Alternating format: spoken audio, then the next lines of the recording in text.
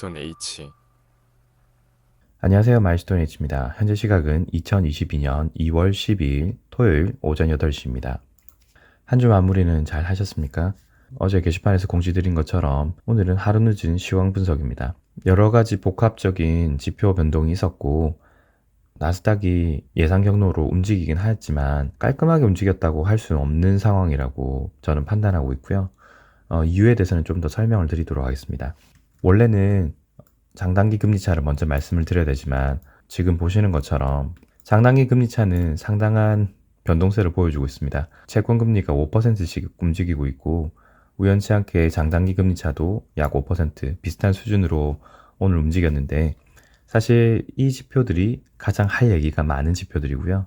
그래서 오늘은 해당 지표들을 가장 마지막에 말씀을 좀 드려야 될 것 같습니다. 오늘 볼 시황은 나스닥, 코스피 200, 그리고 장단기 금리차를 포함한 국채금리, 그리고 국제유가, 금은 이렇게 5가지 정도 항목이 되겠습니다. 자, 오늘도 시작해 보시죠. 처음 보실 시황은 나스닥입니다. 어제 게시판에서 말씀드릴 때는 이 3가지 항목이 중요하다. 그리고 여기서 지금 박스권을 이루고 있는데 이 3가지 수치가 어떤 식으로 작용을 하는지를 보시는 것이 좋을 것 같다라고 말씀드렸는데 5분봉 기준으로 말씀을 드리면 여기 있는 박스권에서 가장 중요하다고 말씀드렸던 14,690을 여기서 한 2시간 정도 테스트를 하다가 강하게 밀려버렸고 3개의 음봉이 연속적으로 나오면서 박스 하단까지 완전히 붕괴하는 상황이 나타났습니다. 5분봉 기준으로는 과매도권까지 내려온 시그널들이 다시 상승하는 모습을 보여주고 있는데요. 제가 조금 미심쩍다 또는 깔끔하게 나오지 않았다고 한 부분이 사실 이렇게 내려오는 음봉들이 더 크게 많이 내려오면서 여기서 이런 식으로 큰 장대 음봉들 만들면서 약 4% 정도의 하락대를 보여줬다면 제가 생각하는 시그널이 완벽하게 나왔다라고 생각했을 것입니다. 물론 이게 확률상으로 봤을 때는 충분히 움직일 수 있는 시나리오이긴 한데 그래도 조금 더 큰 장대 음봉을 만들어줬다면 확실한 시그널 해석이 되지 않았을까라고 생각합니다.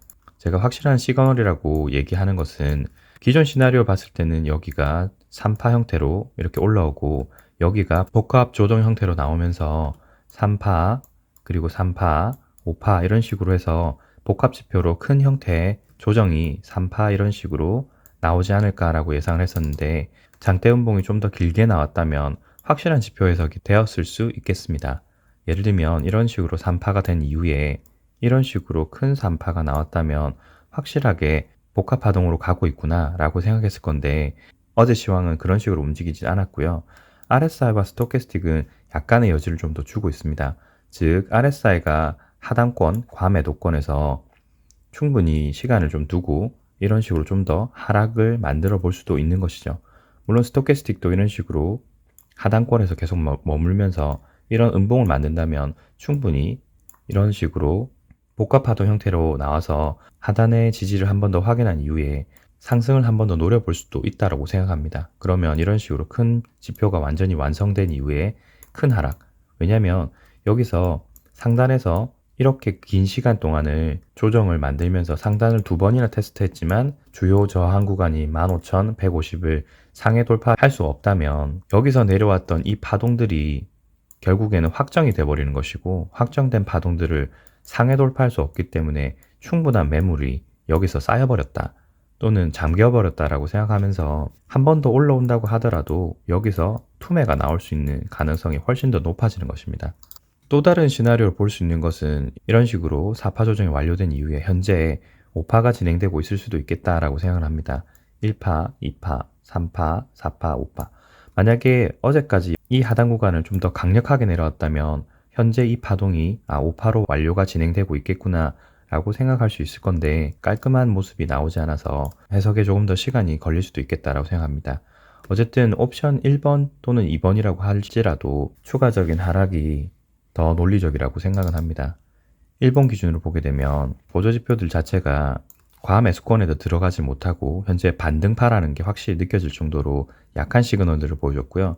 일본 기준으로는 여기가 5파 진행이 됐을 수도 있겠다라고 생각하는 근거는 RSI와 스토캐스틱이 과매수권에도 들지 못하고 하락 시그널을 보여주고 있기 때문입니다.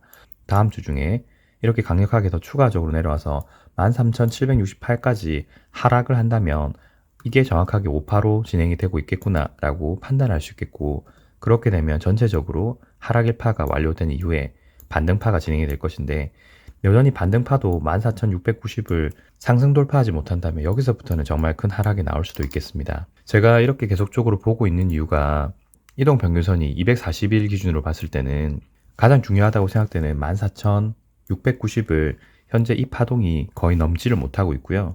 넘지 못하는 수준에서도 1시간봉 기준으로 보시게 되면 여기서 갭을 수없이 만들었습니다. 즉 240일 이동평균선을 상승 돌파하지 못하면서 여기서 갭 구간을 2번이나 만들었고, 이동평균선을 크게 하락을 하면서 장대 음봉을 만들었기 때문에 여기서 5파가 진행되고 있을 가능성이 좀 더 높겠다라고 지금 판단하고 있습니다. 그렇게 되면 여기서 1파가 1파, 2파, 3파, 4파, 5파로 진행이 된 이후에 이런 식으로 240일 이동평균선이 꺾이면서 이런 식으로 240일 이동평균선도 크게 상승 돌파하지 못하고 동시에 14,690을 돌파하지 못한다면 이런 식으로 꺾일 가능성이 높고, 그렇게 되면 241선이 이렇게 크게 하락을 하면서 전체적으로 하락 파동을 만들 가능성이 훨씬 높습니다. 그렇게 되면 전체적인 파동이 1파, 2파, 그리고 큰 3파가 이어지면서 전체적으로 하락 파동이 연속적으로 진행되면서 현재 사이클이 완료가 될 수 있다라고 보고 있습니다. 그리고 나스닥 빅스 같은 경우도 파동을 그리자면 1파, 2파, 3파, 4파, 5파로 상승할 수 있겠고, RSI가 상단을 열어두고 있기 때문에 충분히 변동성 장세가 지속되면서 나스닥이 하락할 수 있는 시그널을 보여주고 있다. 그리고 주봉 역시도 이렇게 상승 추세대를 그리고 있기 때문에 충분히 이런 식으로 올라갈 수 있겠다. 그러면 나스닥은 큰 하락이 예상이 된다. 이런 식으로 구성이 될 것 같습니다. 코스피 200은 다음 주에 진행이 될 것인데, 코스피 역시도 하락 파동이 나스닥과 마찬가지로 진행될 수 있다고 보는 것이, 하단에 보시는 1% 플러스대가 보이는 것이 코스피 200 인버스입니다. 인버스는 퓨처이기 때문에 선물보다 먼저 움직이겠죠. 지난주 금요일 기준으로 봤을 때는 1%대가 플러스가 되어 있고요. 코스피 200 현물 기준으로는 0.8% 마이너스입니다. 인버스 퓨처가 1% 마이너스라는 건 향후에 현물이 이것을 따라서 추가적인 하락이 더 가능하다는 것이고, 여기서 0.2%의 차이가 있기 때문에 현물이 선물을 따라간다면 추가적으로 최소 0.2%의 하락이 있을 것이고, 어제 종료된 나스닥 기준으로 보자면 더 큰 하락이 예상이 될 수 있습니다. 파동 분석을 보게 되면 RSI는 이미 시그널이 꺾인 상태이고, 스토캐스틱은 아직 만나지 않았지만 나스닥과 이 두 개 해당 수치의 차이를 봤을 때는 하락 시그널이 강하게 나올 수 있다고 생각하고 있습니다. 그래서 여기서 조정이 완료되고 이런 식으로 3파가 완료되고 큰 하락이 나올 수 있는 상황이다. 그렇게 보고 있고요. 빅스 역시도 이런 식으로 보자면 1파, 2파, 3파, 4파, 5파 라고 크게 상승할 수 있고 20파를 상회하는지를 다음 주엔 지켜보시면 될 것 같습니다. 그렇게 되면 21.9파를 지지하지는 못했지만 강하게 상승 돌파를 한다면 1파가 완료가 될 수 있겠습니다. 그리고 WTI를 보게 되면요. 월봉 기준으로는 시그널 자체가 스토캐스틱은 과매수권에서 현재 좀 더 상승 중이고요. RSI는 상단을 조금 남겨두고 있는 상태라 추가적인 상승도 가능한 상태입니다. 시그널을 보자면 일전에 제가 말씀드렸을 때는 1파, 2파, 3파, 4파, 5파가 끝난 게 아닐까라고 했는데 여기서 조정을 한 이후에 다시 장대 양봉을 어제 하나 만들었습니다. 그래서 시그널 해석이 이런 식으로 바뀔 것 같아요. 1파, 2파, 3파, 4파, 5파. 근데 5파가 완료되었다고 현재로서는 볼 수 없습니다. 그리고 여기서 이 부분을 3파로 해석을 한 이유가 스토캐스틱과 RSI가 이렇게 과매수권에 동시에 들어가는 경우를 저는 보통 3파로 인식을 하고 있는데요. 기존에는 3파가 여기서 나왔다고 생각했는데 기존 시그널 대비 여기가 더 강력하게 나왔죠. 그래서 여기서 3파가 연장 파동으로 진행되고 있다라고 판단합니다. 그렇게 되면 여기서 3파가 1파, 2파, 3파, 4파, 5파 이렇게 3파가 길게 나왔고 4파 조정 이후에 여기가 5파인데 5파가 현재로서는 추가적으로 진행이 될 수 있다. 그리고 만약에 진행이 된다고 하면 1파의 길이와 똑같이 올라갈 수 있기 때문에 올라갈 수 있는 최대폭은 대략 98불, 약 100불 정도가 될 것이고 월봉 기준으로 보더라도 좌측에 보이는 이 매물대를 크게 상승 돌파를 하지 못한 상태에서 종료가 될 수 있다라고 보는 것입니다. 그래서 유가는 상승이 멈추는 걸 확인할 때까지는 상승이 더 지속될 수 있다라고 봐야 될 것입니다. 다만 현재는 여기서 보이는 상승 추세대 상단에 걸려서 한번 조정을 받고 있고요. 1시간봉 기준으로 보더라도 장대 양봉을 만들었지만 여기서 상승 추세대의 저항을 맞고 매물 소화 과정을 거치고 있는 것 같습니다. 스토캐스틱과 RSI가 조정 시그널을 보여주고 있기 때문에 하락 이후에 다시 재차 상승을 해서 말씀드렸던 98불까지도 갈 수 있다고 보고 있고요. 시그널이 멈출 때까지는 유가는 상승을 계속적으로 지켜보셔야 될 것 같습니다. 그리고 트리플 라인 영상에서 말씀드렸지만 제가 보는 관점이 맞다면 금월 말까지는 유가가 일부 조정을 받더라도 상승을 지속할 수 있다는 점, 그리고 98불이라고 하는 것은 예상 수치이기 때문에 오버슈팅이 되어서 그 이상도 충분히 상회해서 107불까지도 갈 수 있다는 점 참고로 부탁드리고, 유가에 관련돼서 중요하게 생각할 부분은 실제로 트리플 라인이라고 하는 최근에 발견한 이 규칙성이 적용이 되는지가 사실 저에겐 더 중요하다고 생각해요. 어차피 물가 상승은 유가 상승에 따라서 지속적으로 발생할 수 있다고 보고 있었기 때문에 새로 발견한 이 이정표가 효용성이 있는지를 확인하는 것이 저에게 있어서는 조금 더 중요한 상황입니다. 그리고 다음 보실 것은 금은입니다. 영상에서 말씀드렸듯이 저는 은값이 21불 89와 22불 62를 하에 돌파하지 않는다면 여기서 충분히 상승을 할 수 있다고 보고 있는데요. 하지만 이 금은이라고 하는 것은 인플레이션 해치 수단이면서도 안전자산의 의미도 동시에 가지고 있기 때문에 금은이 폭발적으로 상승세를 가지려고 하면 말씀드렸던 이 두 가지가 동시에 만족을 해야 될 것입니다. 첫 번째, 인플레이션 해치가 돼야 되기 때문에 심각한 인플레이션이 발생을 해야 되고, 두 번째는 위험 상황이 지속적으로 발생을 해야지만 금과 은이 재평가를 받을 수 있는 것입니다. 첫 번째는 이미 만족을 하고 있다고 생각을 하고요. 인플레이션 지속적으로 발생하고 있는데 인플레이션을 잡을 수 있는 것이 금리 상승이죠. 금리가 지속적으로 상승이 된다면 금은은 생각보다 적게 오르거나 크게 오르지 않을 수 있습니다. 그렇다면 이제 정세가 좀 불안정해지면 안전자산 쪽으로 추가적으로 올라올 수 있겠죠.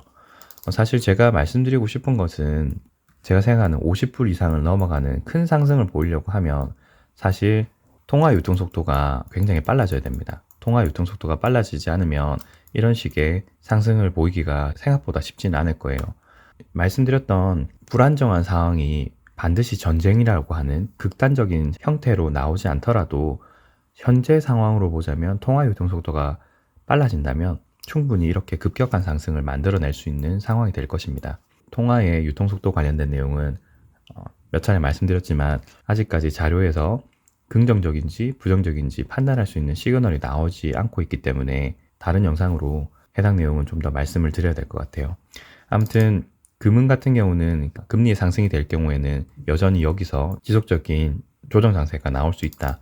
하지만 21.89와 22.62를 크게 하회하지 않는다면 스토캐스틱과 RSI를 봤을 때는 충분히 상승을 노려볼 수 있다. 다만 아주 급격한 상승이라기보다는 지속적인 상승을 이런 식으로 만들 수 있겠다는 겁니다. 그리고 금은비를 봤을 때는 지난 3개월 동안 80.67을 크게 상회하지 못하고 계속 걸리고 있어요. 그리고 봉의 길이도 점점 짧아지고 있기 때문에 여기서 이런 시그널, 그리고 스토캐스틱과 RSI를 보더라도 스토캐스틱은 과매수권에서 시그널을 겹치려고 하고 있고 RSI는 상단을 좀 남겨두고 있지만 하락 중 반등이기 때문에 이 RSI가 반드시 상단까지 올라갈 필요는 없습니다.